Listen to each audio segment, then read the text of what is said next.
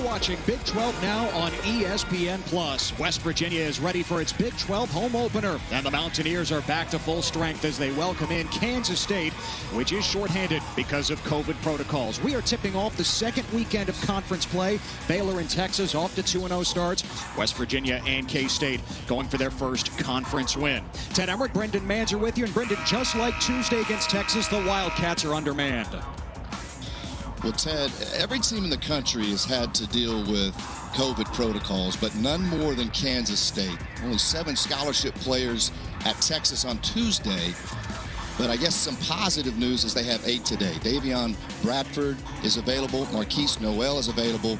But they lose Mike McGurl. So that's the difference. But 8 scholarship players, 9 total available for the Wildcats in Morgantown this afternoon. Meanwhile, West Virginia is getting healthy, and the Big 12's leading scorer, Taz Sherman, who was in COVID protocol last weekend, is back today. It was huge to go into Austin last Saturday without him, obviously. The most prolific scorer in the Big 12 Conference. Ted, he has all 3 levels. He can drive it, gets himself the foul line, certainly can shoot the 3, but he's got tremendous mid-range game. He's a true jump shooter and a terrific offensive talent for the Mountaineers. For Sherman, it's his first game since 3 days before Christmas. Had 16 points in a win over Youngstown State.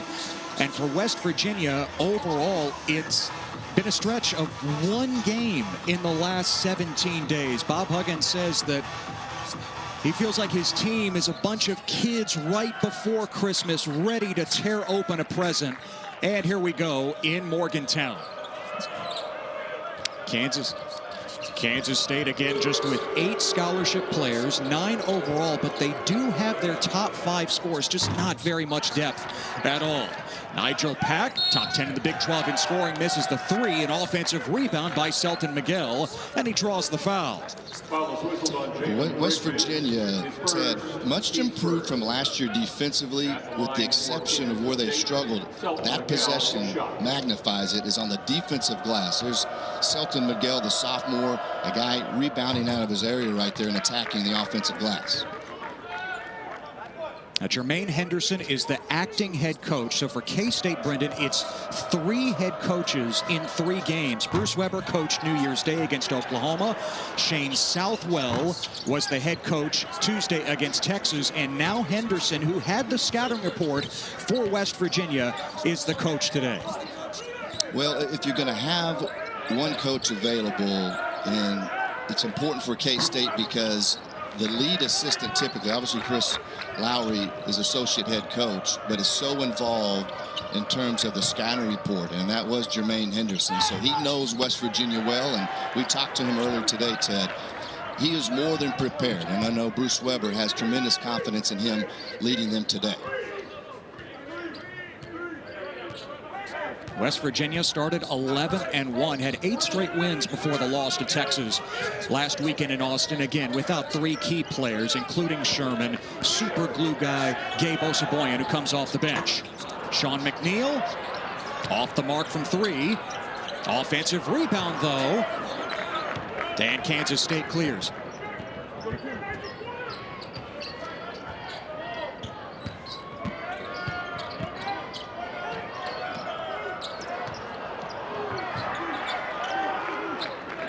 We are having technical issues as we do this game from home. We do apologize for that. It appears that Selton Miguel has the basket for Kansas State to make it a 3-0 lead. Ted Emmerich, Brendan Manzer with you. And West Virginia has it.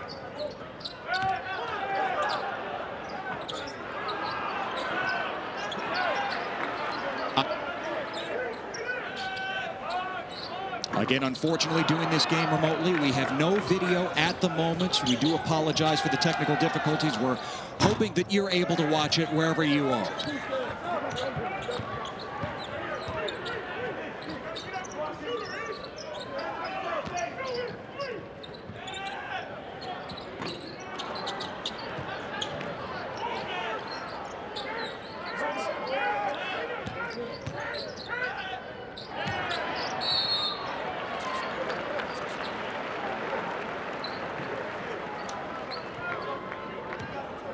Foul is whistled on Kansas State's number 3, Selton Miguel. Spurs, team's first. the line for the Mountaineers, Isaiah Cottrell, 2 shots.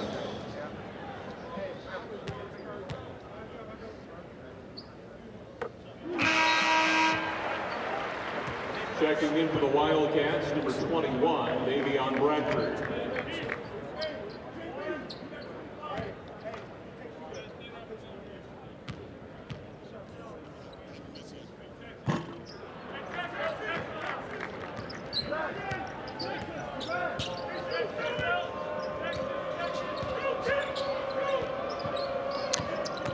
Video is back. Brendan, I don't think we've ever sounded better than the last minute or so. A 3-1 Kansas State lead. Three-point basket. And a three-pointer for Ishmael Massoud, the Wake Forest transfer, a stretch four, shooting 36% from deep. Yeah, a career 36% shooter. He was 40% as a freshman at Wake Forest, and they really feel like his best days are ahead. Sean McNeil answers with a three, and the confetti in the air. McNeil himself a sharpshooter at 39% on the season. Well, Taz Sherman, we've touched on him and his playmaking ability, particularly the ball in his hands. But Sean McNeil, terrific away from the basketball, a dead-eye shooter from three-point range. Nigel Pack can knock it down as well. He is third in the Big 12 at 43%, asserting himself as one of the top guards in the Big 12. Came up with the deflection, but West Virginia trying to hang on to it. This is Marquise Noel with the steal, and Noel, the Little Rock transfer, with the basket for Kansas State. What a start. Again, shorthanded, but a 7-point lead in the early going. Well, great start, obviously, for the Wildcats. And right there, Ted, you get a glimpse of the jet quickness of Noel with the run-through right there on the defensive end. Jalen Bridges coming off a big game against Texas in the losing effort. Misses the three, the rebound for K-State. West Virginia is hoping that that game against UT could be a launching pad for Bridges, but so tough offensively against Kansas State's defense. Bob Huggins said it yesterday. It's like going against Virginia. There are just no easy looks. It's very hard to attack the rim. Marquise Noel drains the three with the foul on McNeil. A chance at a 4-point play for Noel after the timeout. Kansas State with a 10-point lead in Morgantown.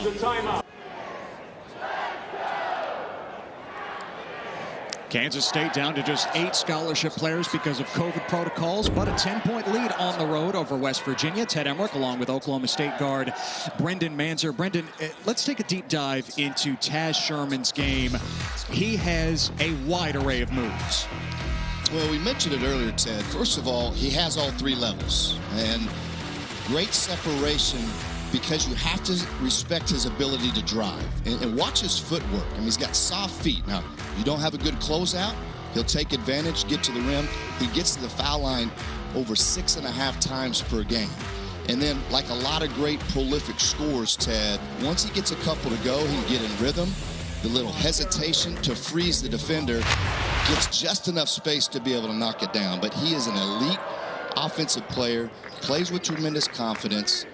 They didn't have him at Texas, which was huge, and obviously today important that he gets going, especially with K-State's terrific start. Now, Sherman has not taken a shot in the first 4 minutes as he comes out of COVID protocols. Marquise Noel capped off the 4-point play. It's 9 in a row for Kansas State. They've got the rebound up by 11. The key is, can they sustain this? They were unable to do that at home Tuesday against Texas with a depleted roster. Yeah, it's still an uphill climb, Ted, but they do have 1 extra player today, and that'll help immensely. And Mark Smith drains the three. Now the Missouri transfer. Kansas State 4 of 6 from downtown in the early going. And I think it's all started by the energy of Noel. He's obviously made some big shots, Ted, but he's got energy up front. The ball's moving, and he's probing on the offensive end. Open look for Ishmael Massoud. Can't knock it down this time. And the rebound for Damon Kerrigan, the grad transfer from FIU. West Virginia, 1 of 11 from the floor. Yeah, sorry, Ted, but one of the things about Kansas State and that they wanted to address in the offseason was shooting. And all 3 transfers can flat out shoot the basketball. That was a huge concern today coming in for Bob Huggins. Kerrigan got blocked by Davion Bradford and now fouled by West Virginia in the open floor. And Bob Huggins is incredulous. Goes against Keetree Johnson. Well, we say it every year now, Brendan. How is Bob Huggins not in the Hall of Fame? 4th all-time in college basketball with 911 wins, 6-time National Coach of the Year. One of the elite coaches in the history of our game, without a doubt. And, you know, among his experience and all the success that he has had, I mean, his team's, the identity has always been the same, as you will know, Ted. Toughness, which shows up mostly on the defensive end. Offensive rebounding is always a staple for West Virginia's teams. They're hard-nosed. And I think Bob Huggins, during games, Ted, makes adjustments as well as any coach there is. And he's a guy that knows how to tweak things offensively. And defensively, they make adjustments. He's terrific at that. And part of that is his experience. But I also think he has something that's natural, and he's just got a natural feel for the game. And not all coaches have that, but he has the experience and that feel to make those moves within basketball games.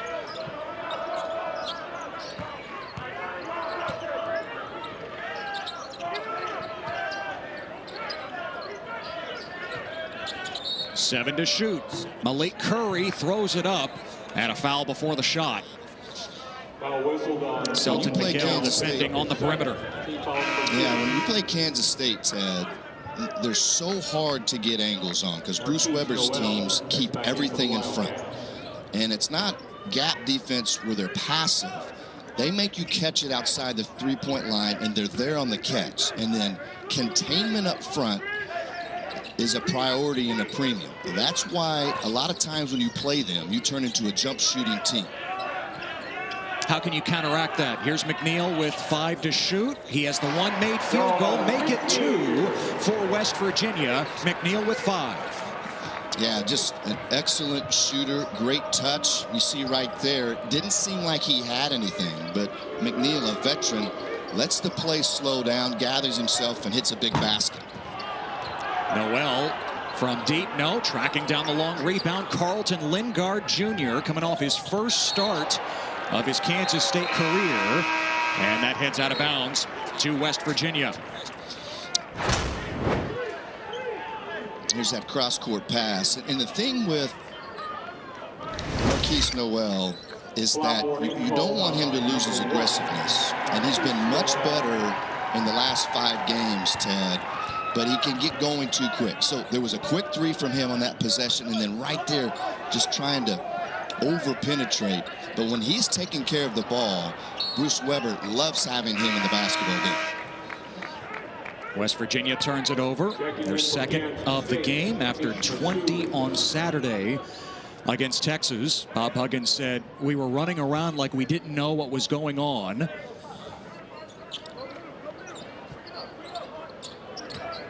Of course, things are much cleaner with Taz Sherman and Gabe Osaboyan, for that matter, in the lineup. Masood hits another 3, his second and the 5th of the first half for Kansas State.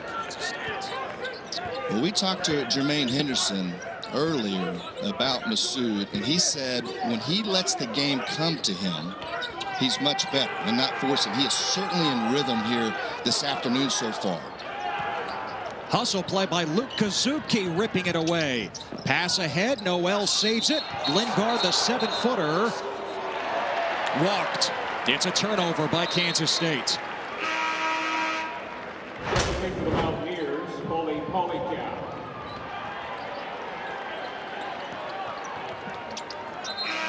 How about Kazuki getting in the middle of it there? Jermaine Henderson, the acting head coach, said, "We have to fight West Virginia today. Yeah, we only have 8 scholarship players. We can't let the Mountaineers push us around." Well, anytime you play a Bob Huggins team, and we were alluding to it earlier, is you have to match their toughness and their intensity. And because regardless of time and score, it is there for the Mountaineers. And so far, so good for K-State. Osaboyan can't get it to go underneath and slapping the pad on the stanchion in frustration. Yes, that sums up the first half so far for West Virginia in its Big 12 home opener. Kansas State up 21-6. Brendan, K-State lighting it up from downtown to start. Well, we talked about this earlier as well. Bruce Weber's initiative to use the transfer portal to improve shooting. That's Masood with one. There's Noel coming off COVID protocol. Not rusty at all. Knocks down that three, and there's a nice drive and kick from Masood again in rhythm. They are 5 of 10 from three-point range here early on. And all 5 three-point makes, Ted, have come from those 3 transfers. So obviously, Bruce Weber is doing a great job of using the portal, but also keeping that core young group intact this season. It'd just be nice, I'm sure, for them at some point to be able to put all these guys together, because there's no doubt they are much, much improved in terms of personnel and as a team from last year. K-State's on a 15-2 run. West Virginia shooting just 2 of 14. Davion Bradford muscling inside for the slam, and the run continues for the Wildcats.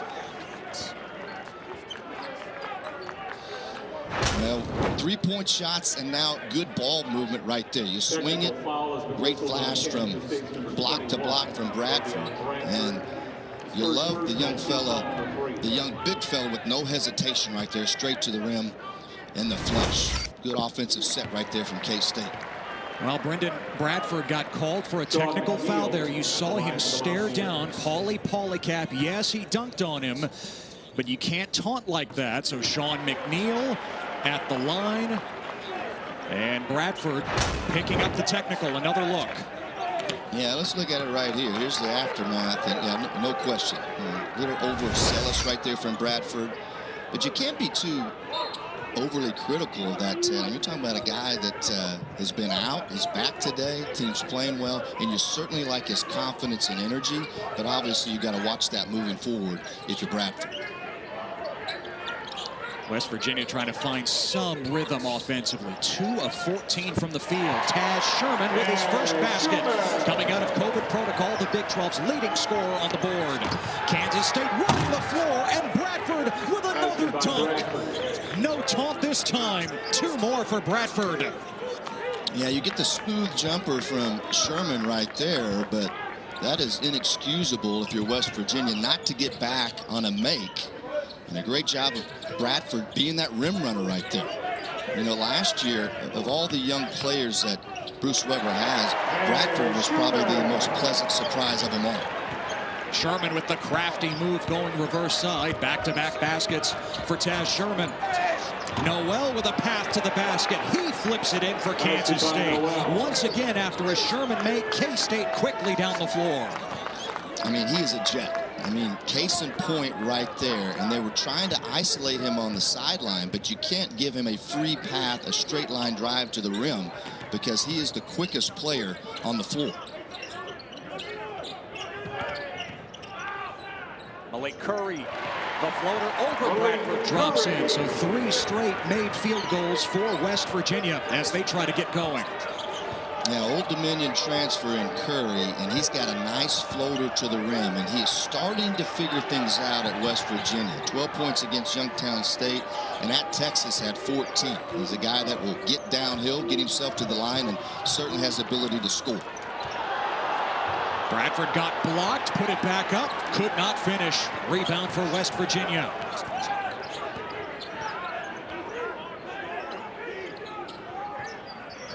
Sherman guarded by the taller Masood. Too strong. Offensive rebound by Osaboyan. And a foul. It's on Kazuki of Kansas State. Kansas State foul call to number 22, Luke. We mentioned obviously not having Taz Sherman against Texas, Ted. So you lose the most prolific scorer in the Big 12 Conference, and then one of the elite defenders in the league. I mean, that's a lot to overcome when you go play Chris Beard on the road against one of the best teams in the country. And you see Osaboyan right there, his offensive rebound. Those are the things he does. Versatile defender, offensive rebounder, gets all the 50-50 balls. impacts the game without scoring, doesn't it? Curry, it's Kudry and Johnson who flips it in for West Virginia. Johnson with his first basket. And Johnson, you know, he's another guy. Played 7 minutes a game last year and playing 21 minutes a game this year, 13 starts. But they like the way he defends, and he's improving offensively. Offensive foul on Kansas State. Massoud trying to clear space to launch, and West Virginia takes it. So K-State with a tremendous start, but what they have to be cognizant of is this. Offensively, they were flowing, things were going well, but you have to read tempo now. And Massoud right there, that's not where he's going to be at his best. The three-point shots he hit earlier in this half were in rhythm after ball movement.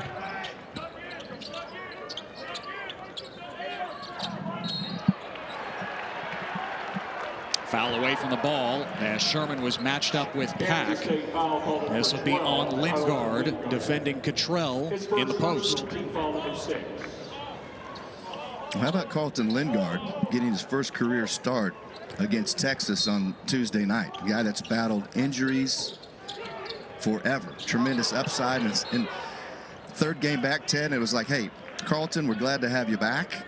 You're starting at Texas. This is going to be where you're going to have to be thrown in the fire. And he was really good. Got into some foul trouble, gave him 14 minutes. He's a skilled guy, added weight from last year, but tremendous upside, particularly on the defensive end. Defending Cottrell. Nice move inside by Cottrell. A little up and under for the redshirt freshman. And a timeout called with 8:24 to go in the half. West Virginia starting to find itself after the sluggish start. Well, Bob Huggins said, we asked him this to be a defensive game. He said, I think it's going to be an offensive game. And that's the way it's been so far. Rim running right there from Davion Bradford. But West Virginia etching their way back in. Big 12 home opener for West Virginia. The Mountaineers have scored 6 in a row to cut the deficit to single digits. First half, Ted Emmerich, Brendan Manzer. So looking at the series history between K-State and West Virginia. Last year, the Mountaineers won both games by 22 points. They've won 3 straight and 12 of the last 16. But for Kansas State, Marquise Noel making his Big 12 debut. Brendan, he didn't play in the first 2 games for K-State because he was in COVID protocols. What a difference he's making so far today. And the amazing thing is he's hardly practiced. 8 points already, 5 assists, and he can create. And you've seen him already a couple of times, Ted. The bolt of speed that is, the acceleration from 0 to 60 is so quick. And again, is when he's making good decisions, he can play at a high level. But he's been really, really good today for Kansas State. 8 points, 5 assists, 3 rebounds. Mark Smith, the Big 12's leading rebounder at just 6'4", on the drive and gives it up. Jalen Bridges in transition for West Virginia. Ball is loose. Smith hits the deck to pick it up. So West Virginia right now on a little mini run of 6-0, and K-State has struggled in the half court. They have got to get back to ball movement. Boom. Right there, bullseye for Nigel Pack. His second 3. Kansas State has hit 6 from deep in the first half. And the thing that the good play of Marquise Noel will do, Ted, for Nigel Pack, it'll free him up and allow him more opportunities like that, because you have 2 guys on the floor for Jermaine Henderson today that are good with the ball in their hands. And you have to respect that, their ability to blow by you, create help, and create for others. Yeah, Noel started the year, Brendan, off the bench. Bruce Weber and his staff thought we can't play Noel and Pack together because they would be exploited defensively.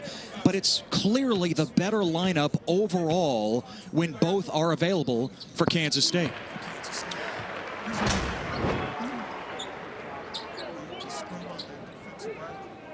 Get another look at Mark Smith digging it out. Extra pass, Ted, and that was a better possession. West Virginia extending, you get the double, and obviously if you can get out of the double, what are you going to have on the back end? You're going to have numbers. But you're exactly right about Pack and Noel. As long as Noel will be in the right spots defensively, which he will with Bruce Weber, and then really when he started playing more, it goes back to him settling in and his decision-making. Noel guarded by Kobe Johnson, the freshman who is also out of COVID protocols for West Virginia. Dangerous pass. Masood collects it on the drive, and the foul is called. It's an offensive foul on Masood. His second. Offensive foul whistled on Kansas State's number 25. Was West Virginia terrific weak side help defenders. There's a great job of Cottrell right there. And again, Masood, when he gets himself in trouble, is when he gets sped up. And they need him available. He has got to be smart, intelligent defensively, and stay away from that third foul.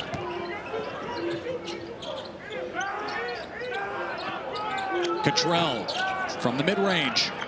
Rebound for Pack.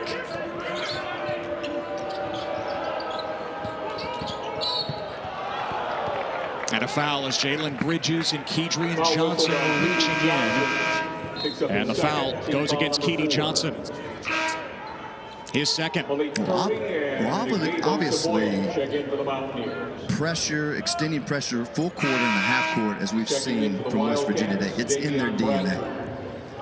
And with West Virginia essentially having their 10-player rotation that plays meaningful minutes for Bob Huggins available today, Ted, you know, they're going to try to wear out Kansas State defensively over the course of the game. Masood too strong on the pull-up, and a foul on Davion Bradford, who was gunning for the rebound. So looking at Kansas State, West Virginia from a big picture view, Brendan, the number that jumps out is the rebounding margin for West Virginia to this point. In the red, if you will. That's shocking, especially when you consider non-conference play. Yeah, very rare you see that from a Bob Huggins team. But that is just, and he's talked about this, they are not as good as they typically are on the defensive glass. You know, offensive board play, they don't have the big banging bodies that they've had over the years, but they still attack it well. It's something that they're always going to do. Defensively up front, Ted, much better than last year, but you got to complete the play and get those defensive rebounds. If that improves for West Virginia, they will take another step up in terms of a basketball team. Pack bangs it in from deep. His third three of the half. Nigel Pack is an assassin. Love the way he plays. I mean, he was Kansas State's best player last year as a freshman, but he's just under control, makes good decisions, and lets the game come to him. Kobe Johnson gliding to the basket for two. Bob Huggins loves the potential of Johnson, the freshman from Canton, Ohio, the backup point guard at the moment. Drive and kick Noel, offensive foul. Offensive foul whistled on Kansas State's number 1, Marquise Noel. His first, team foul number 10. Boy, again, West Virginia help-oriented, even when you get past. And Marquise Noel, you've either got to come set or avoid that right there. And West Virginia baits K-State again. They're speeding them up because in the half court, K-State at their best, when they run their stuff, execute, and slow down, West Virginia has them sped up right now on that end. That's a specialty of Gabe Osaboyan, taking the charge, the deflections, the steals on defense. Three-pointer missed, and the offensive rebound by Osaboyan. All the little things, that's what Osaboyan does. Sets the screen for Taz Sherman. Deflected by Noel and stolen by Kazuki. Yeah, West Virginia with its fifth turnover. Because they are so sound, you have to move, you have to cut hard, you've got to set screens. Pack dishes to Noel. In and out, rebound Osaboyan. Johnson pulls the trigger. He knocks it down. Just 3 of 11 from 3 entering the game. Johnson with the driving layup a moment ago. Now the 3, and West Virginia is within 8. And he has given them a tremendous spark with 5 recent points. A drive to the rim and then the 3 right there. And you can see why Bob Huggins loves his upside. And the nice part of it is you don't have to rely on him this year, but in years to come, he'll be a tremendous player for West Virginia. Osaboyan with terrific defense on Nigel Pack. In transition, Johnson again, offline. Noel speeding ahead, leaving it for a trailing Smith.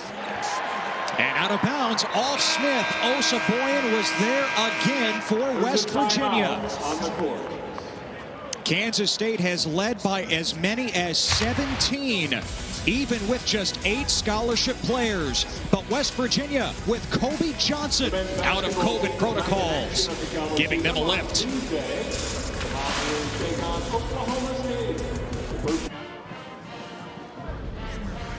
8-point lead for Kansas State late first half. Brendan Marquise Noel has lived up to what Jermaine Henderson, the acting head coach, calls him. That is a fireball. Well, coming out of COVID protocol, you think that a guy might lose a little bit of energy, but not Marquise Noel. I mean, this is coming out of the game. I mean, he's been tremendous in transition, hit some shots early. 8 points. Of course, you saw the big 3, the drive to the basket there. But Ted, more impactful is he already has 6 assists. And again, tremendous speed, can play with tremendous pace. I mean, he has had 2 double-digit assist game, and 11 against Marquette, 10 against McNeese. He's headed to another one here this afternoon in Morgantown. Sherman doubled, has to give it up for West Virginia. It's Curry attacking over Kazuki, in and out. Rebound for Carlton Lingard. Yet Noel, according to Jermaine Henderson, the acting head coach, was bouncing in the weight room a few days ago after he was cleared from protocol. Henderson said, "How are you doing?" And Noel said, "I'm good. I'm fine. I don't care about minutes restrictions or any of that." Henderson said, "Listen, we got to watch Noel. He's played 16 minutes in this first half." Yeah, he's been tremendous, to say the least. And, you know, today, Kansas State, Ted, is still, I mean, you're undermanned. You don't have your full complement of players. But having 8, much better than the 7 in the first 2 basketball games in terms of scholarship guys. It does matter, and Noel gives them a different dimension they haven't had. Mark Smith gives Kansas State a different dimension. Also a transfer in his first year with the Wildcats. Smith with his second 3. And that's the thing. K-State up 11, and Smith really hasn't gotten going. And of all the personnel of K-State, that is who Bob Huggins brought up the most often to UNI. Smith obviously had that tremendous game against Oklahoma, almost willing them back to victory in Norman a week ago. In and out for Taz Sherman, the Big 12's leading scorer at 21 a game. He has 6 points in this first half, coming out of COVID protocols himself. Really important 2-10 here, Ted, for both ball clubs. K-State was up 17 early. West Virginia was able to cut it to 8. But can they continue to keep this double-digit lead? There's enough of possession exchanges here for West Virginia. If they'll get some stops, they can dip into this and regroup going into halftime. But how you close out a half, especially in a game like this where there's been big runs by both teams, really important for momentum and psyche at halftime. 7 to shoot. Pack near NBA range and well short. And West Virginia gives it away. Smith with the steal for K-State. Turnover number 6 for the Mountaineers. If I'm K-State on this possession, and Jermaine Henderson shouting out instructions, I put West Virginia on defense unless you get a look like that. Mark Smith drains it again. His third 3-pointer. Kansas State 9 of 17 from deep. And all predicated again by Noel. I mean, the speed, the pace, the burst right there draws help. That's your classic penetrate and kick. Catching Smith there in the corner where he can shoot it in rhythm. Sherman knocks it down. Taz Sherman now with 8. He is 3 of 7 from the floor in his return to action. Yeah, just so smooth right there. And again, part of his game, the ability for mid-range. It just allows him to play off the other two in terms of driving and shooting a three as well. Kazuki misfires. McNeil rips down the board. Here's Sherman. Final minute of the first half. Post touch. Cottrell in and out. Lingard secures it for Kansas State. And a foul. Now watch this. Boom. Look at Noel. And West Virginia, they're going to help. You see all the bodies rotate over to keep him from getting to the rim. And then that time he's under control, Ted, and kicks it perfectly to Smith in the corner. Yeah, Mark Smith has played in the Big Ten, the SEC, and now the Big 12. Bruce Weber was one of the first coaches to offer him out of high school in 2017. Went to Illinois. He wanted to transfer to K-State 2018. They weren't taking wings at the time. So 3 years at Missouri. He was awfully productive there. He always wanted to end up at Kansas State, he said, and he has done that now as a fifth-year senior. Smith on the drive, and the blocking foul is called. Cottrell hit the deck with 12.8 seconds to go. Foul is called on Isaiah Cottrell. Bang, bang play right here. Smith turns the corner, and regardless of whether he would set or not, it looked like his right heel, Ted, was on the restricted arc area. Did not get outside of that, and Smith right there, the ability to drive it. And, you know, obviously K-State brought in these shooters, Smith and Masood off the ball, but they can put it on the floor enough to keep you honest. So if you don't have a good closeout, as you saw right there, and keep a guy in front, Smith can make some things happen off the bounce. Mark Smith admits he wishes he had gone to Kansas State right out of high school. Says he has developed so much in 1 year. 8 seconds left, timeout, as West Virginia advances it into the half court. Well, you can't say enough about Kansas State. To put it in context, yes, they have most of their key players out of protocol now that Noel and Bradford are back. But again, no Mike McGurl today, the veteran guard from Connecticut. Still, it's just 8 scholarship players. And for K-State to start this well and shoot as well as they have, it deserves credit. Well, against Oklahoma and Texas, and you see the guys missing that did not make the trip, not only players, your head coach, your associate head coach, and Shane Southwell, who's an important part of the staff. But they have played tough. I mean, that has been unquestioned. They were tough at Oklahoma, down 15, cut it to 2, did not win at Texas, led by 6 at home against Texas, rather. Second half, start out the gate. Texas has an 18-2 run, but they still hung tough. And so toughness, mental toughness, not an issue with K-State. And you see it here this afternoon. A little bit better shape. I was concerned with McGurl and his veteran leadership not being here, but so far so good. Let's see how West Virginia frees up Taz Sherman here with 8 seconds. Oh, the ball is loose. Out of bounds, and Kansas State takes it with 3.5 to go. And a smart play right there by Smith. He was going to dive for it and then realized if he lets it go, it's off West Virginia. And they're going to get the ball right at half court with 3.5 seconds. Enough time to set something up here offensively. Smart by Smith. Quick trigger, back iron. And that brings us to the end of the first half. With Jermaine Henderson as the acting head coach, Bruce Weber out. Just 8 scholarship players. Kansas State led by as many as 17. They've hit 9 threes, and they're up 13 on the road against West Virginia on Big 12 now on ESPN+. During your drive home today, this show will be broadcast on the Learfield. A 13-point lead for Kansas State at the break in Morgantown. Kansas State has led by as many as 17, and again, just 8 scholarship players available. Ted Emmerich, along with former Oklahoma State guard Brendan Manser. What's impressed you the most about how K-State has started this one?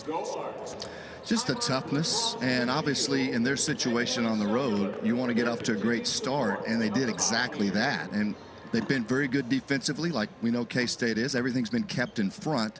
and they've done a good job there. But offensively, they got going. Having Noel back has been a tremendous part of their success in the first half, as he has created for everybody on K-State's roster, literally. Yeah, Kansas State has 9 threes in that first half. Noel close to a double-double already. Brendan, we check out some of the highlights from the first half, and Kansas State has been rolling with Noel setting his teammates up. Yeah, and he does have 8 points, but where he has really made an impact is everything's downhill. And penetrate, kick, drawing help, forcing those help situations. And it's really helped a guy, I think, like Nigel Pack. You know, Pack is probably at the top of every opponent's scattering report. And now you forget about him, and he starts getting in rhythm. And then why not? This is early. This is a big one early. This really juiced the bench, got them going. But he was the biggest reason they came out with the confidence they've played with so far. And then for West Virginia, on that side of it, Ted, McNeil and Sherman have been good, but you've got to have a third guy step up. And obviously McNeil can make shots, and then Taz Sherman, mid-range jumper right here. McNeil has 7, Sherman has 8. And I think that you'll see those two guys get even more involved the second half, especially with the offense being in front of the West Virginia bench. But if West Virginia is going to get back into it, they're going to have to get stops, obviously, and someone else, a third offensive player, is going to have to give them something in the second half. Now we check out the first half stats. Again, West Virginia shooting just 32%. They're 2 of 10 from 3. And Kansas State active defensively. The 6 steals leading to 11 points overall off West Virginia turnovers. Yeah, West Virginia has turned it over 7 times. That's a great point, Ted. 6 of those have been live ball turnovers, and that was an issue at Texas last week for West Virginia. They turned it over 20 times, and obviously it's difficult to survive when you give freebies to your opponents like that. Well, Taz Sherman with 8, Sean McNeil with 7, 2 of the top 10 scorers in the Big 12. And Brendan, they both come from the junior college ranks, just like you did before going to Oklahoma State in the 90s. Sherman and McNeil, both junior college All-Americans. Sherman playing at Collin College north of Dallas. McNeil at Sinclair College in Dayton, Ohio. And it's remarkable to see how they have developed at West Virginia.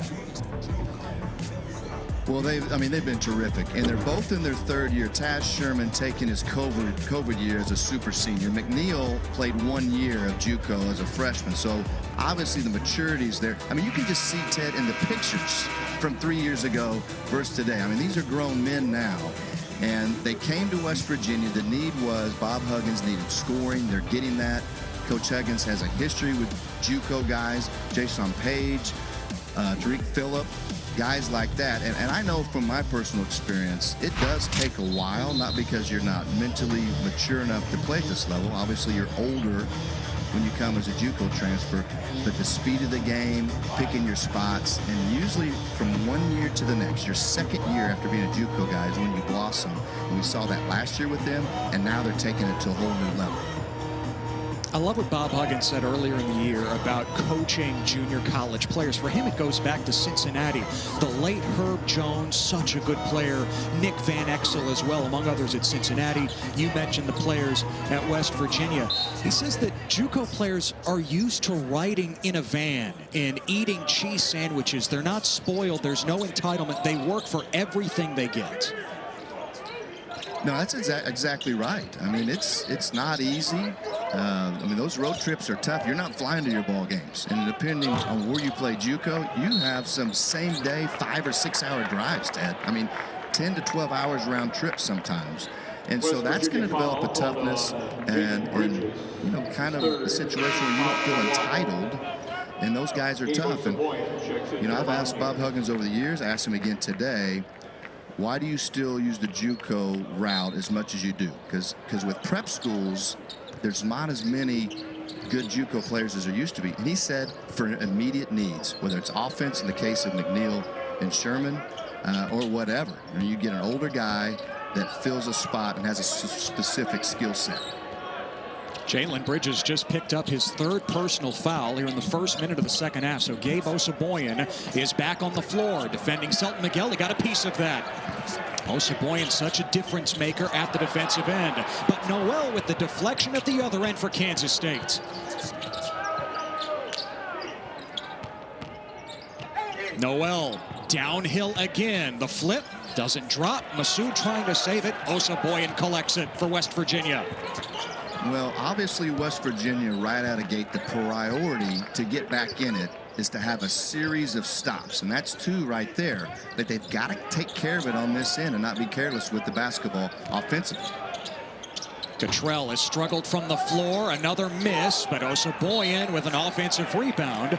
Tapped out by Pack. It'll stay with West Virginia. Cottrell now 1 of 8 from the floor. Just 3 points. Every team would love to have Gabe Osaboyan. Look at that. That's his third offensive rebound. And he just outworks you, follows the trajectory of the basketball. And like you said, Ted, earlier in the game, does all those little things that don't show up in the box score, but that are winning plays. Knocked out of bounds. What's the call going to be?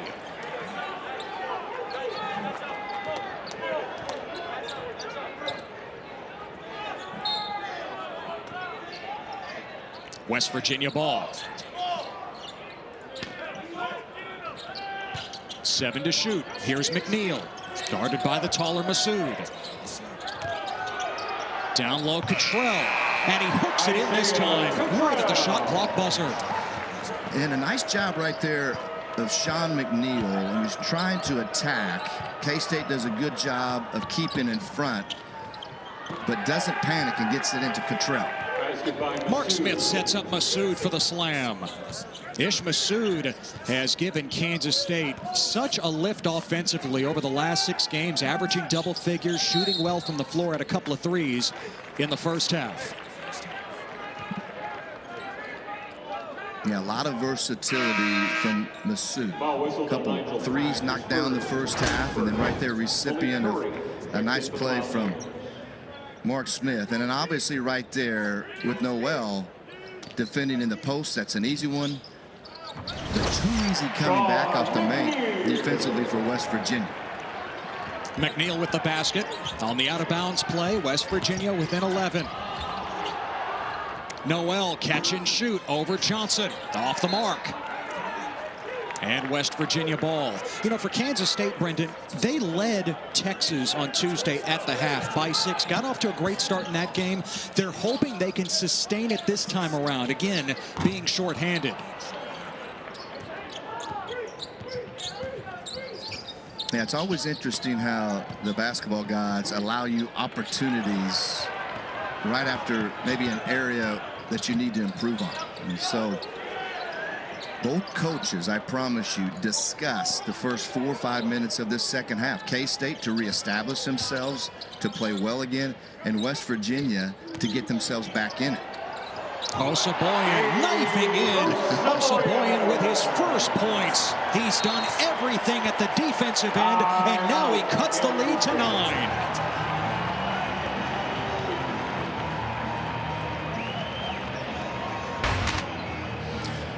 Well, nice little start for West Virginia, down 13 to begin this half. They dipped into it, cut it under 10, and the mostly known elite defender, versatility on that end from Gabe Osaboyan, providing a little offense right there for the Mountaineers.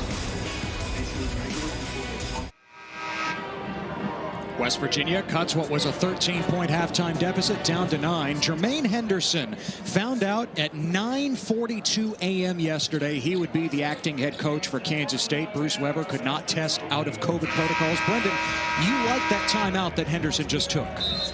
Yeah, absolutely. And obviously not a huge run, kind of a mini run from West Virginia to come out the half, cut the 13-point lead to 9. And a lot of coaches would have tried to wait till that under 16 media timeout. You know, right? You have a 9-point lead, seemingly in control. But he probably didn't like the energy, felt the momentum shifting. And I think that was a terrific timeout. And get your guys settled down, make sure that you get off to a good start and stop any of the momentum that West Virginia is starting to capture right here. Keedy Johnson, the spin cycle and the basket. The lead is down to 7.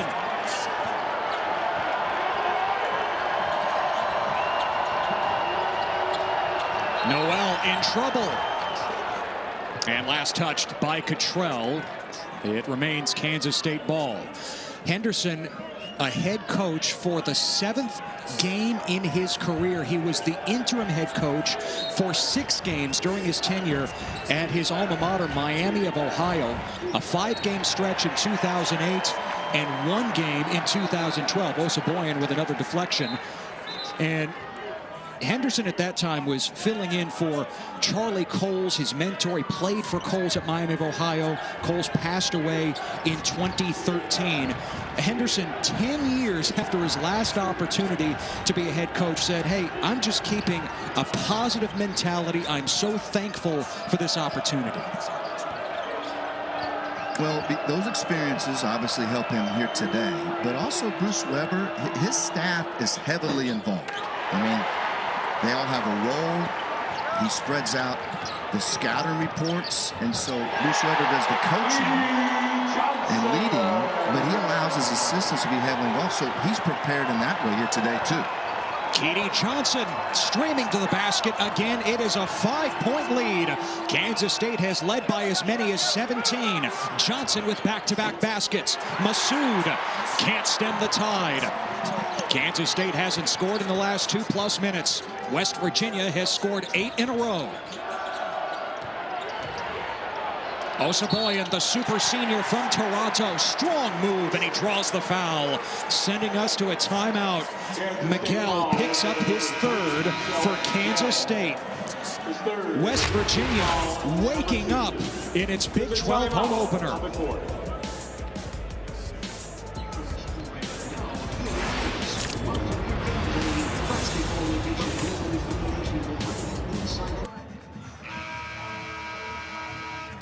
What was a 17-point Kansas State lead in the first half has been whittled down to 5. Brendan, West Virginia getting stops and attacking offensively. Yeah, well, that's what you do when you're trying to grind back in. You get that series of stops. They've held K-State to just 1 bucket here in the second half. But notice what you're seeing.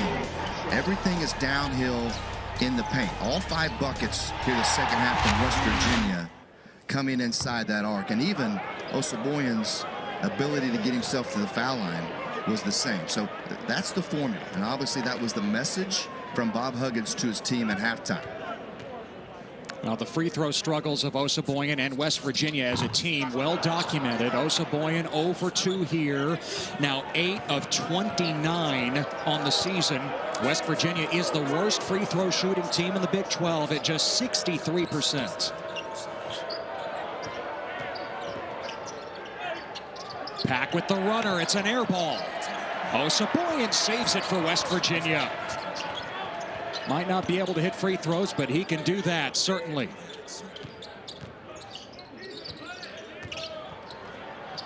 Malik Curry, downhill, lost it. Out to Keedy Johnson. Off the mark, Johnson just 2 for 11 from deep this season.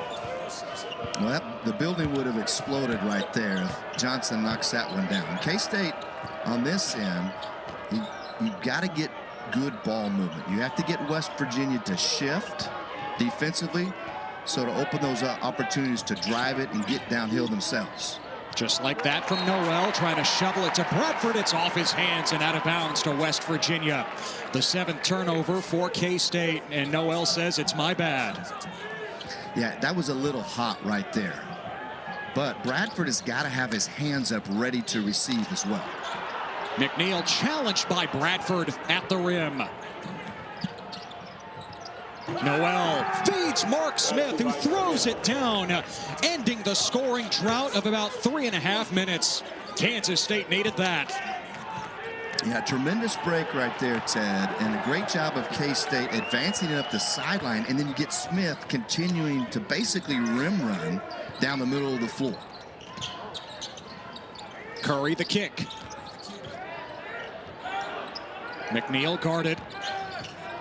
Now it's Johnson. And he knocks it down over Smith. Keedy Johnson has really given West Virginia a boost. He has. And the reason that he has continued to start has been predicated because he's very good defensively, but starting to make some shots on the offensive end here this afternoon. Nigel Pack starting to go cold. Curry to McNeil. Catch and shoot. That's money. Sean McNeil brings West Virginia to within 2.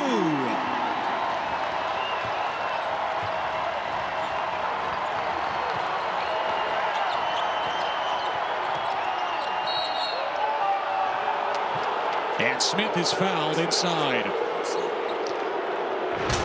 We asked Bob Huggins, what do you like the most about Sean McNeil? He says the ball goes in the basket. He's almost automatic. Yeah, no substitute for that, but that's a pure shooter right there. You get the drive along the baseline, and all your great three-point shooters away from the ball, Ted, have everything ready to go as the ball is traveling. You saw that with McNeil. Catch it in rhythm, a 1-2 jump shooter, and he was pure from the corner right there. Well, the crowd doesn't like this. Neither does Gabe Osaboyan, who picks up his 3rd personal.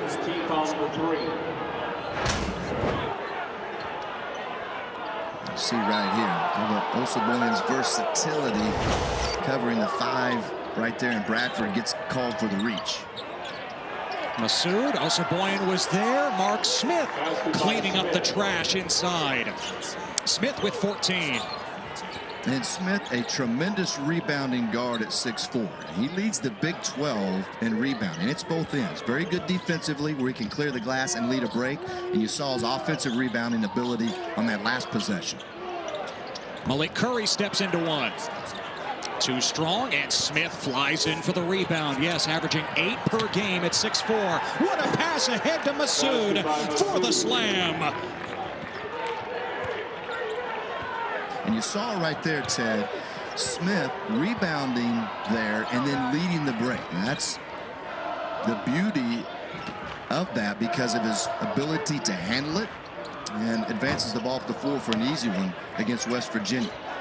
McNeil can't hit, so just after West Virginia made it a 2-point game, K-State with 4 in a row. Noel in the paint, left it short. A rebound for Jalen Bridges, who has not scored today. Coming off one of his better games of the season, if not his best, tying a season high with 18 points against Texas. Curry with the step on Kazuki, and Curry puts it in. What a move by Malik Curry, the transfer from Old Dominion. And that was designed. You saw the overload on the right-hand side for Curry to just blow by, and a great job of absorbing the contact and still finishing. Mark Smith working down low. Foul is called. And a timeout. West Virginia has dipped into this lead, but K-State still up 4. This reminds me of Wesley Awanded, former K-State great, leading a break.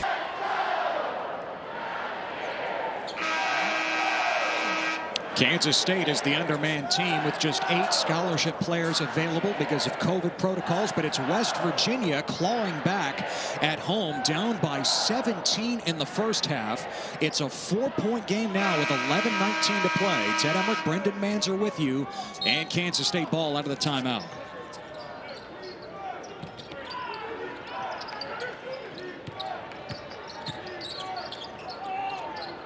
Nigel Pack, one of the top scorers in the Big 12, leaving it for Bradford, blocked by Isaiah Cottrell.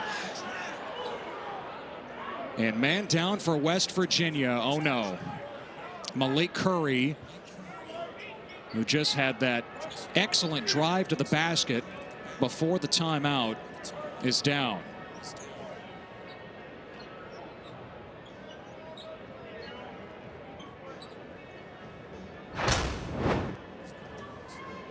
Yeah, Ted, let's see what happens right here. And so Pack gets it to Bradford. Cottrell is going to rotate over him.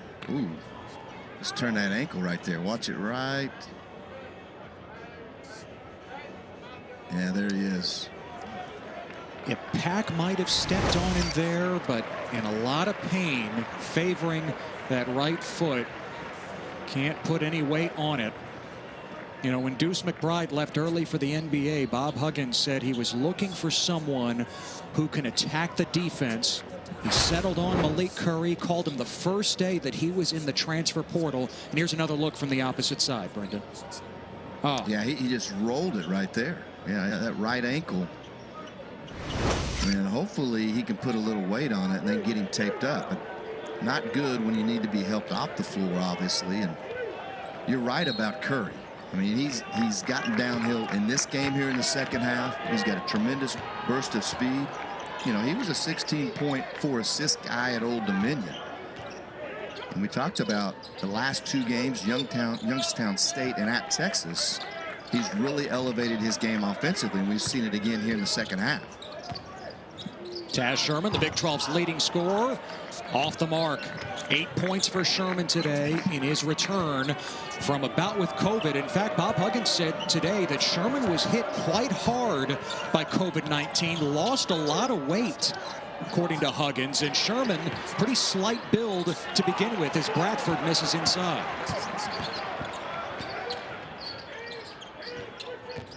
And he's been able to play about 22 minutes so far here tonight. And it'll be interesting to see late if that affects him or not. McNeil drains it. That's a long 2. Once again, McNeil draws the Mountaineers to within a pair. You know, the thing about McNeil is he is just not a spot-up three-point shooter. You saw mid-range game right there. And also, if you try to run him off the line, and the closeout is not good, a good enough first step to get by you and get into the mid-range. Miguel, no. Bradford, the offensive rebound. He throws it up and draws the foul.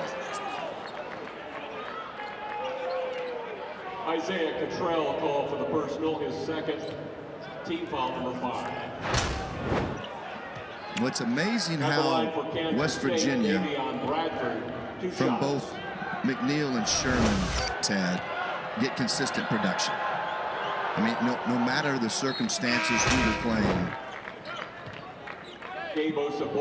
Sherman has scored double figures in all 12 games, and McNeil 11 of 12.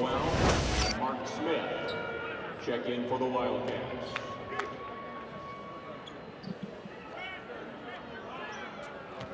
Now Bradford coming out of COVID protocols, Taz Sherman coming out of COVID protocols. It's just the story of college basketball right now.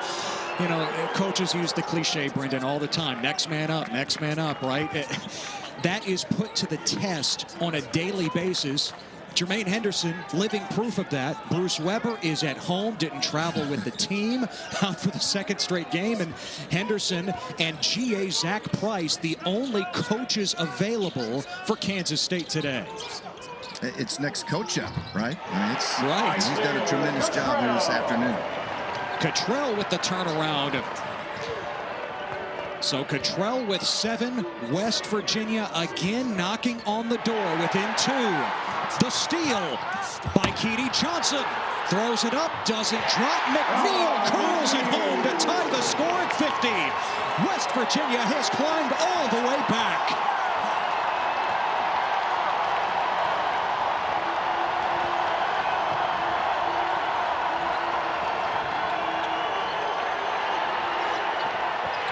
Smith trapped. Ball is loose. Picked up by Massoud. Down low, Bradford. Cottrell with the contest. Out of bounds, it'll stay with Kansas State. 9 on the timer.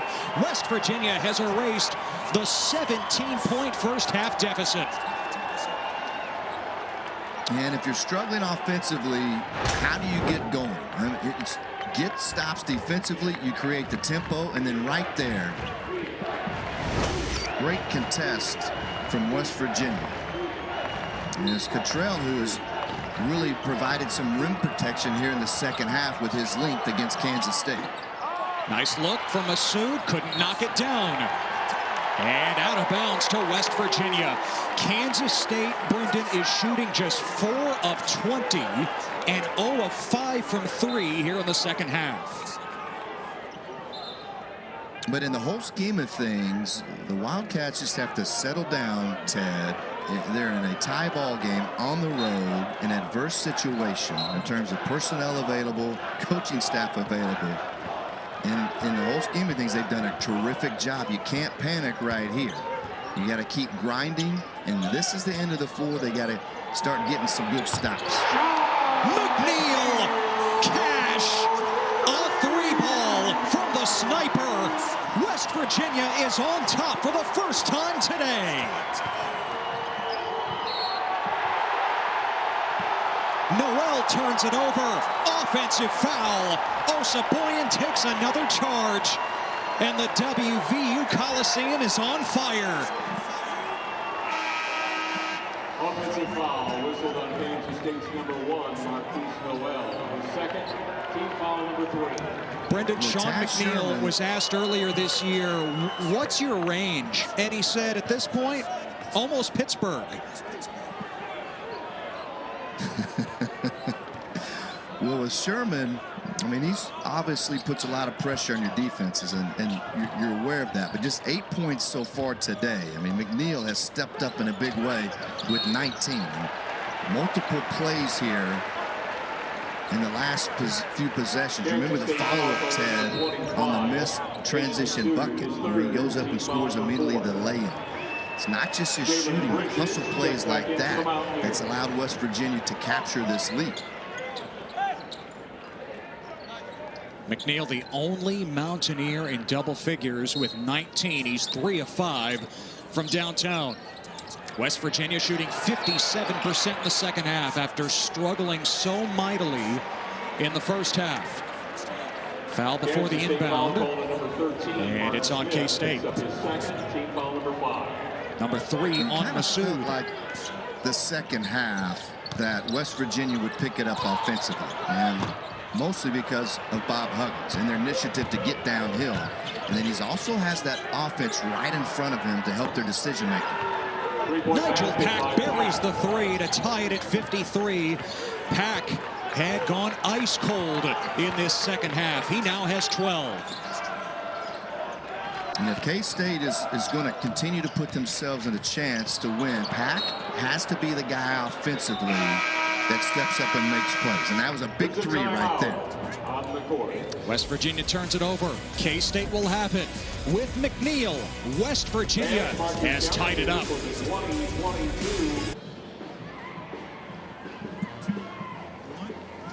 What was a 17-point lead in the first half for Kansas State, it's now a tie game in the second half. And Brendan, Sean McNeil has carried West Virginia offensively. And here's the first basket of the second half. And with shooters, scores, that gets you in rhythm. 3 from the corner, the hustle play and transition right there, following the missed shot. And then just a guy that's making shots, right?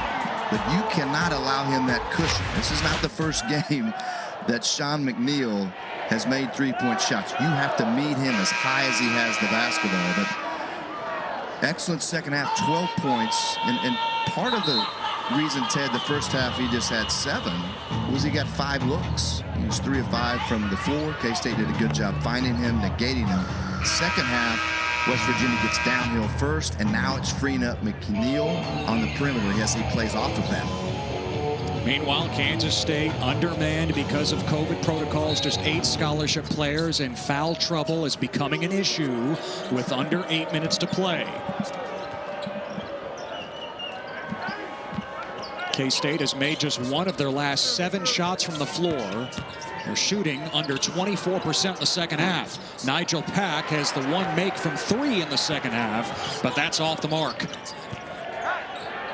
Sherman in single digits so far, now in double digits. His first 3 of the game, 11 points for the Big 12's leading scorer coming out of COVID protocol. And Ted, it's the same concept with McNeil. We saw in his highlight package that last 3, just way too much space. And right there, you can't allow Sherman to flow on his own into a 3-point shot and basically secondary transition. Got to tie up. K-State ball with the arrow. Checking into the Wildcats, Marquise Noel.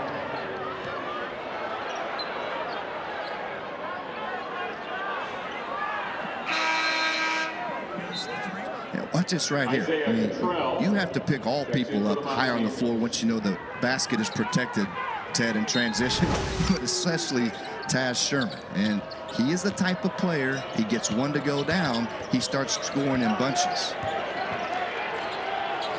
Masood late in the shot clock, way off. Loose ball, and Lingard chases it down. But the shot clock never reset.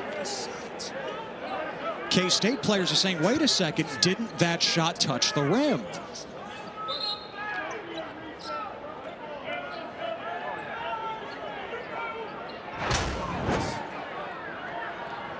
Well, let's see, Ted. I mean, here's the jumper.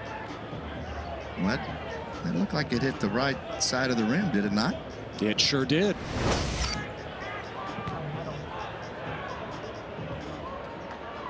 So the officials take a closer look. A 3-point West Virginia lead. They were down 17 in the first half to shorthanded Kansas State. One more look at the Masood three. Again, this is going to come off the front, the right side of the rim, right? My eyes aren't just, we're at home, Brendan, but I think everyone can see that, whether you're watching at home or you're in the WVU Coliseum. Well, you saw how I was deferring to you because you are younger, so your eyes are probably still a little bit better than mine. You know, I wear corrective lenses. I wear glasses for a reason. But here you go, under the baskets. And yes, that touched the rim. Shot clock should have reset. 17 seconds. Jermaine Henderson, again, the acting head coach. He has known Bob Huggins since his freshman year of high school in the early 90s. Ball out of bounds. It'll stay with K-State. Henderson says that Huggins, when he was at Cincinnati, Henderson went to one of Huggins' camps. Hugs recruited him a little bit. Henderson went to Miami of Ohio, and they meet today on the same sideline. Smith on the attack. It's a travel. Kansas State turns it over with 6.5 to play. A really good job of discipline of Sean McNeil right here. That's just one-on-one containment. And one of the things the second half that has been different defensively for West Virginia. Remember the first half when they were trying to create tempo, they were doubling out front, and K-State was getting a lot of stuff downhill. Now they've been just straight up solid man, and they've been rebounding the basketball well, and that's been the difference. Taz Sherman knocks down another three. What did you say? It takes just one make, perhaps, to get him going. The Big 12's leading scorer now with 14. 6-point lead for the Mountaineers. And an offensive foul on Marquise Noel. Osaboyan stepping in front again. A menace defensively. And remember, West Virginia did not have the offensive Sherman going into Austin last Saturday, or this right here. Gabe Osaboyan, one of the elite defenders on the ball and certainly away from the ball defensively in the Big 12 Conference. Those two guys having great back-to-back possessions, respectively.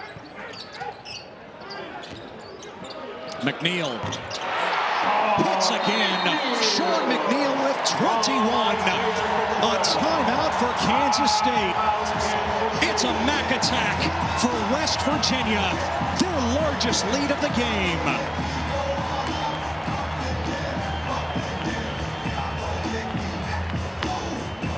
West Virginia is difficult, Ted. If you get both these guys going and in rhythm. And watch this right here. A little pinch post action.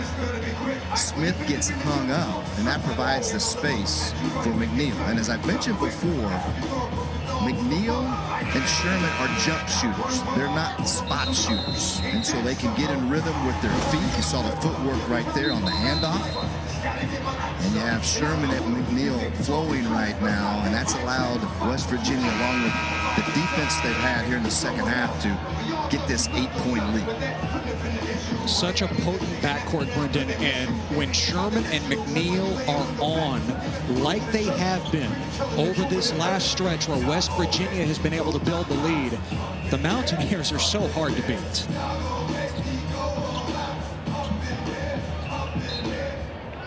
Now, K-State, again, I mean, there's plenty of time.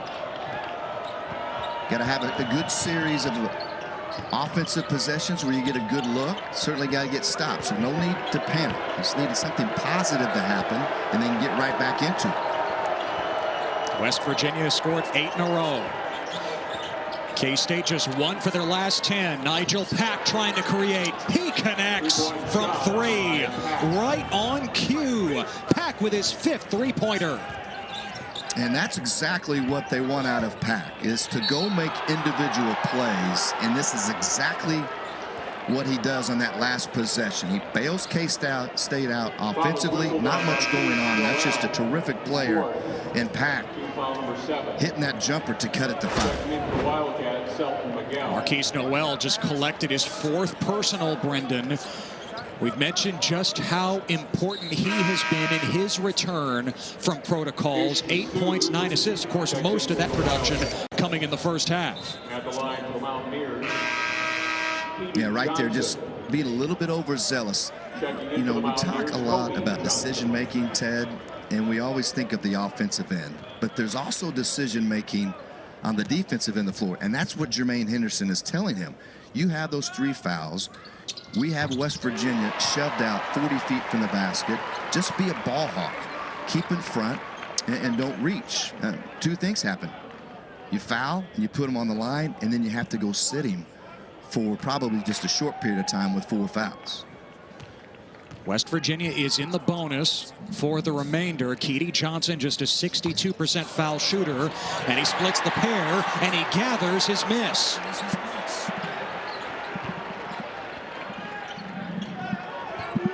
Boy, a mistake right there from Kansas State. You've got it cut to a 2-possession game. You get the missed free throw, and nobody blocks off the shoot. Miguel with the block on Kobe Johnson. Kansas State has it down 6, 4:50 to play. Smith, the 50-year senior, guarded by Bridges. To a cutting Pack, who floats it in. Kansas State within 4. Now, what a great play by Pack. Smith not able to turn the corner, and West Virginia on the weak side off the ball gets caught watching. Great job of Pack playing away from the basketball.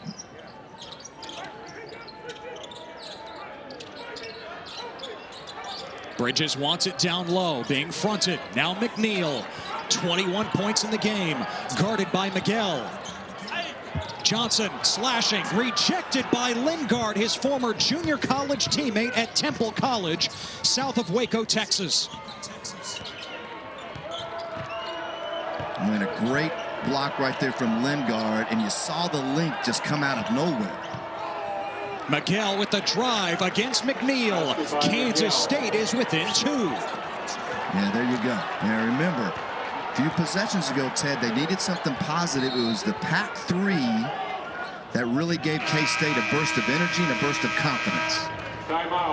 And a timeout for West Virginia. This game continues to yo-yo. A Kansas State lead of 17 in the first half. West Virginia.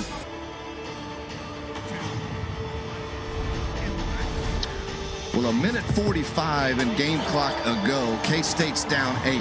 And this gets the lid off the basket right here. Nigel Pack steps up and hits a huge 3. Next possession, Smith to Pack, who makes a great cut to the basket. And then Selton Miguel, in a broken floor situation, wisely passes up the 3, drives it. And now you have a 2-point game, Ted. And we talked about it. This team has hung tough all night. Obviously, West Virginia has been terrific the second half after being down 13. But I really think that Pack 3 gave them a burst of energy. And now you can see their countenance and their energy is back. Confidence is back. And you have your classic grinder under 4-minute mark of the Big 12 Conference in a 1-possession game. And you would think, again, being shorthanded like they were Tuesday against Texas, would they just run out of gas like they did against the Longhorns? West Virginia had the 8-point lead, but K-State making their last 3 within 2.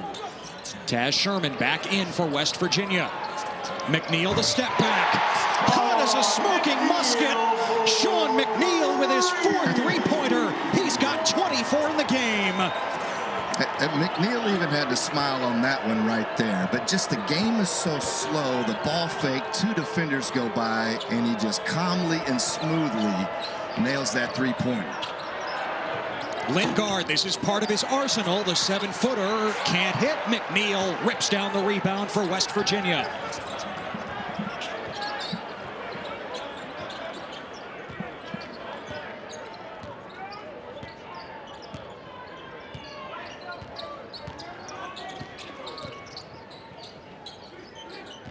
Into the hands of Sherman. 10 to shoot, guarded by Mark Smith. Two super seniors going at it. Sherman on the drive, blocked. Osaboyan gathers it, gotta put it up. Johnson does, almost banked it in. Rebound, Nigel Pack. Pack with a step back. Good. A three ball. His 6th of the game. Pack with 20. It's a 2-point margin yet again. Yeah, and Pack, he's a flat-out stud, and I'm telling you, he's starting to be more aggressive and take things on himself. I mean, he has been huge here down the stretch.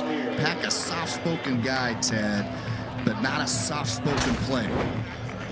And watch this right here. And this is, you know, kind of like Sherman we've talked about. The little hesitation, the footwork, and watch him create the space because McNeil's got to retreat to protect the drive. It frees up the space, the confidence from the top of the key right there, and Nigel Pack makes a big play once again. Jermaine Henderson told us this morning, Brendan, that at the end of last year, Pack's freshman season, he said, when you shoot it as well as you do, it's not forcing the action. Pack was so mindful. He wanted to make sure that his teammates had enough shots. Even the start of this season as a sophomore, he doesn't want to dominate the attempts. But Henderson, Bruce Weber, the coaching staff have told him, Nigel, we need you to shoot it. That is how we win. Well, that level of player eventually understands that you run offenses and you run sets, and K-State's really good at running their stuff. But you're running it to get a good look. The whole point's to get a good look. Well, maybe the good look is you with a certain matchup that's favorable. And those are the things that Pack is starting to recognize, and then you just break away from the offense because you're that level of a player. 6 to shoot. Sherman guarded by Miguel. Sherman leaning in, well short. And Bradford and Cottrell were there inside. The shot clock ran out. And Kansas State has it. And that's exactly what you want coming out of the timeout if you're K-State. A solid defensive possession. Look inside. Bradford blocked at the rim by Cottrell. On the run out, McNeil against Miguel. He's fouled. And Miguel picks up his 4th.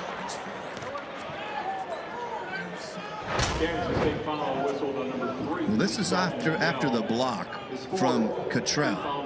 And that's either 3 or 4 today from him. He is wiped with seemingly be a lay-in away. And the great defensive play by Cottrell. A great design play by K-State to tie it.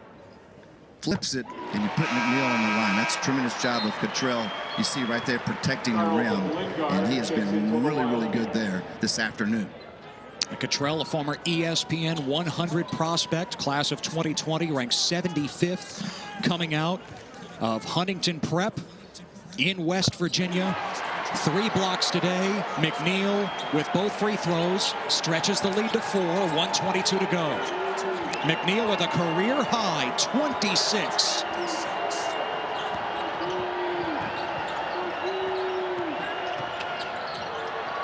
Pack setting up Masood. Back iron. Rebound controlled by West Virginia. Approaching the final minute.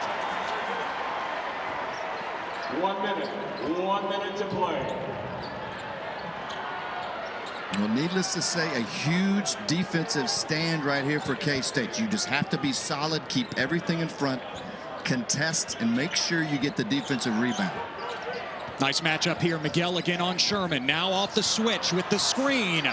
Smith trying to rip it away. Cottrell, shot blocked. Shot clock violation against the Mountaineers. And the shot clock runs out again on West Virginia. Kansas State ball with 36 seconds to go. And this is what you had to have if the Wildcats. Everything contested, good help, good rotation. Another defensive stop keeps the game at 4. And a timeout with 36 seconds. Kansas State has it back. Again, led by as many as 17 in the first half. Even though they have only 8 scholarship players, only 2 coaches, Bruce Weber is still in COVID protocols, but West Virginia battling back with the efforts of Sean McNeil. Yeah, 19 second half points. You see the 3 right there, and then obviously you don't want to give him that space because he will make you pay. And here's another one. When you run him off the line, just the game is slow, under control. He's got tremendous footwork, tremendous balance. In the second half, Ted, he is 6 of 10 from the floor, and he's 3 of 4 from three-point range. A career-high 26 for McNeil, the senior from Union, Kentucky.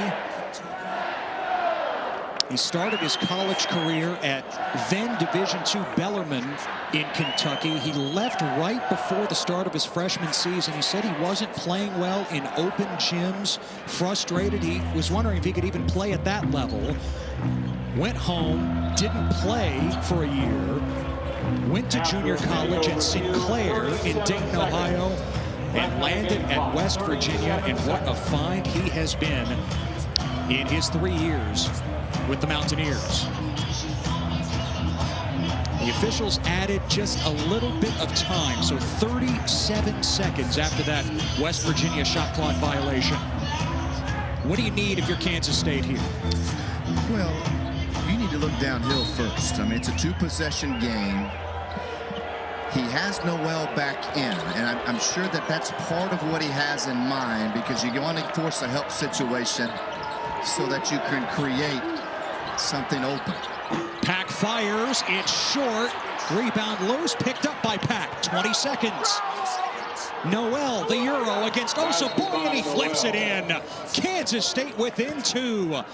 Noel, the sidestep against Gabe Osaboyan, who has taken a couple of charges against Noel today, and Noel learned his lesson.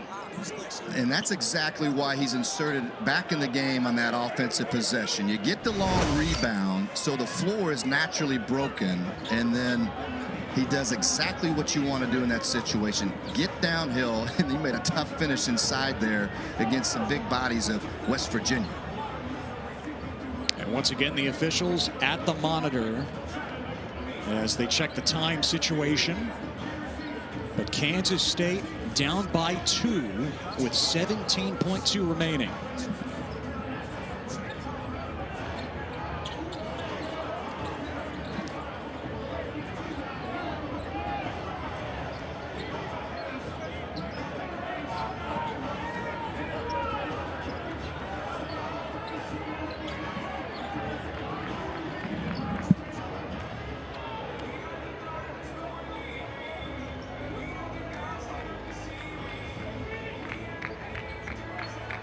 And again, unfortunately, we are not on site.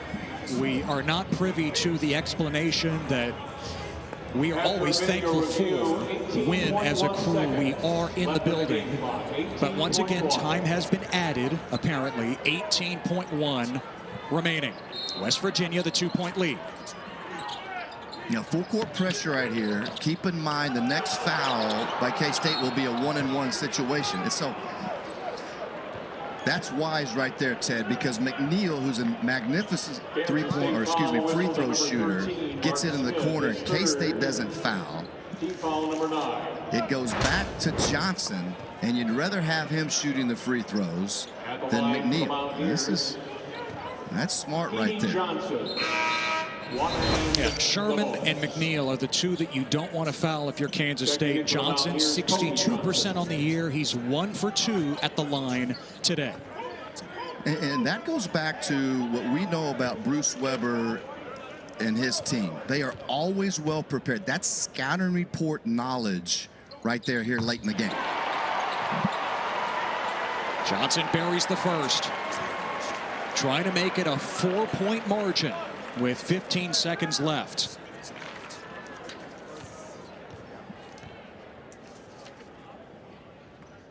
The senior from Dallas hits them both in the clutch.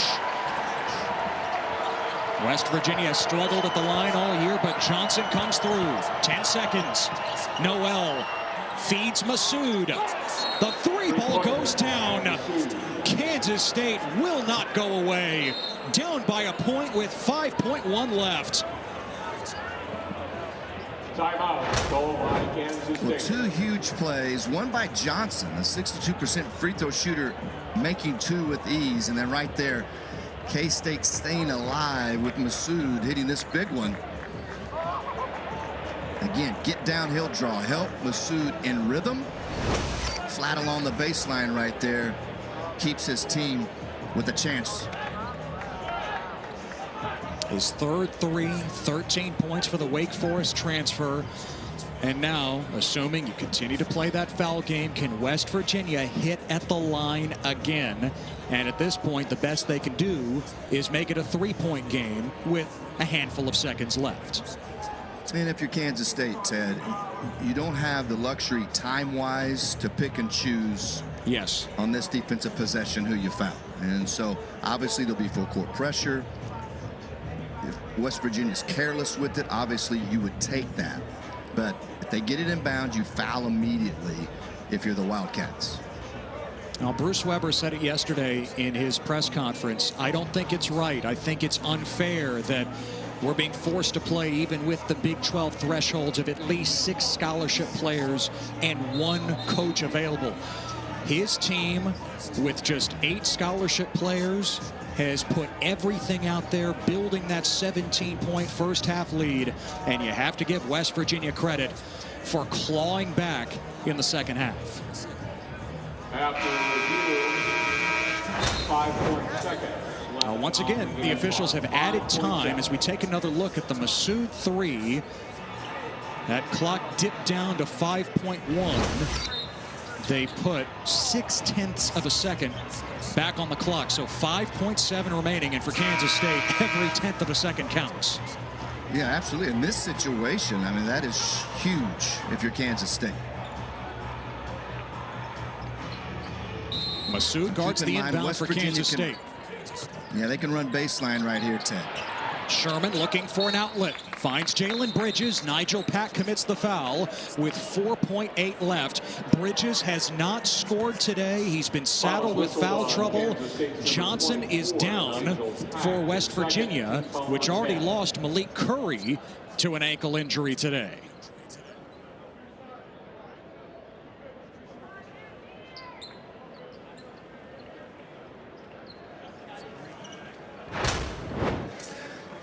Good job of K-State. See the pressure up front, and then this is a secondary look when you bring the forward flashing along the baseline. So Bridges sits back, watches the play develop, and then if he needs to come help, he comes help. So good job of him helping that be a clean exchange from the inbounder to Bridges. Jalen Bridges, the sophomore from Fairmont, West Virginia, 11 of 17 at the line this season, 65%. And the first one is straight down.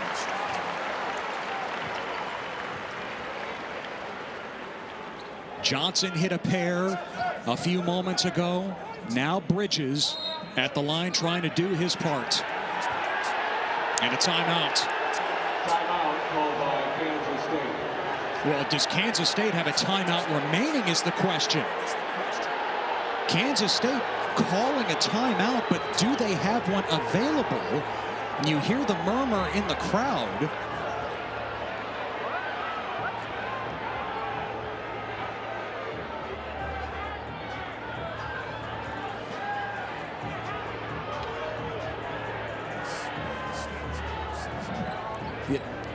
Again, we are at home, and everything that we could see, the score bug on your screen, the stat broadcast application, said that Kansas State did not have a timeout available. It could very well be a mistake at the scorer's table, but that's why the crowd there at the WVU Coliseum was up in arms. Well, if you don't have timeouts and you call one, that's a technical foul. Exactly. So they obviously didn't grant one to K-State. And the explanation to Bob Huggins was suffice, or I think by his demeanor, we would know differently. So one more free throw for Jalen Bridges, trying to make it a 3-point lead with 4.8 remaining.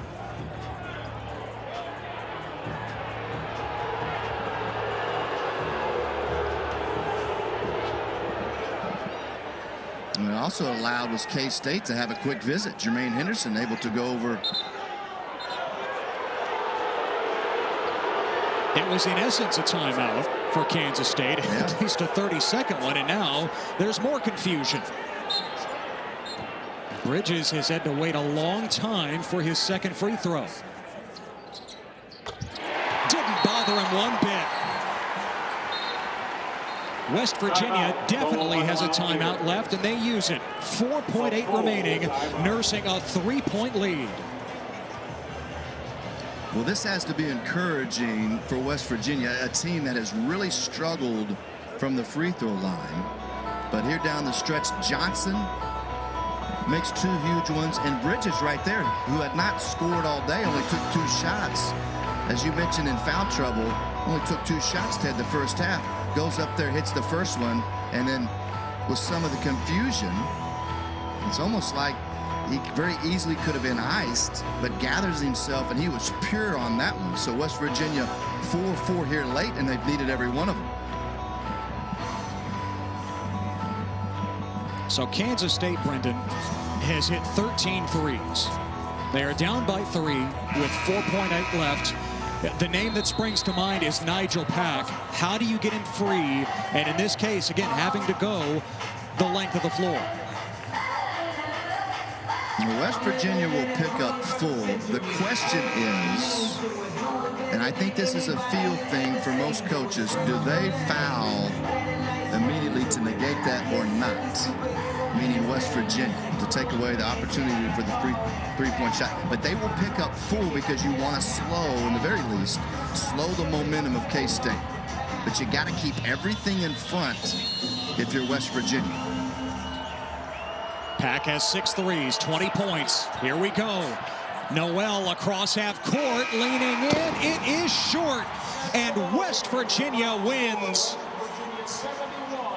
Bob Huggins' team comes back from down 17 in the first half, and they are in the win column in Big 12 play.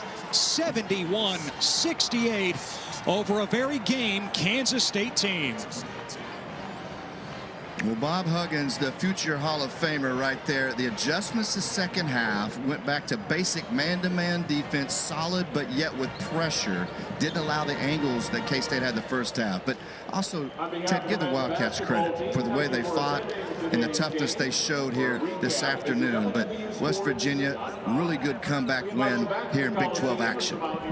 K-State with just 8 scholarship players without their head coach Bruce Weber, led by Nigel Pack's 20 points. But West Virginia with Taz Sherman in his return from COVID protocols with 14. Sean McNeil, a career-high 26. And West Virginia wins 71-68. For Brendan Manzer, this is Ted Emmerich saying so long. This has been a presentation